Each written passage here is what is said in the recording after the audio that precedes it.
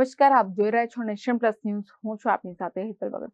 વડોદરાના દિલારામ બંગલામાં પરમ પૂજ્ય શ્રીમદ સ્વામી ગૌતમાનંદજી મહારાજ પધાર્યા હતા. વડોદરામાં પરમ પૂજ્ય શ્રીમદ સ્વામી ગૌતમાનંદજી મહારાજ પરમાધ્યક્ષ રામકૃષ્ણ મઠ અને રામકૃષ્ણ મિશનના 96મા વર્ષમાં પ્રથમ વખત શ્રી દિલારામ બંગલામાં પધાર્યા છે.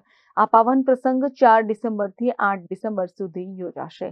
આ 5 દિવસ દરમિયાન શહેરીજનો મહારાજના દિવ્ય દર્શનનો લાભ લઈ શકશે. અત્રે ઉલ્લેખનીય છે કે દિલારામ બંગલો વૈભવશાળી ધાર્મિક પરંપરાનું કેન્દ્ર છે.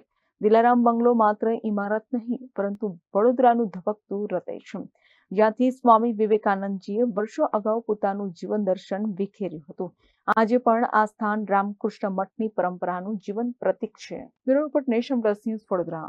સમાચારોના સતત અપડેટ મેળવવા માટે અમારી નેશન પ્લસ ન્યૂઝની યુટ્યુબ ચેનલને સબસ્ક્રાઇબ કરો, બેલ આઇકન દબાવો અને જોડાયેલા રહો ફેસબુક, ઇન્સ્ટાગ્રામ અને ટ્વિટર પર.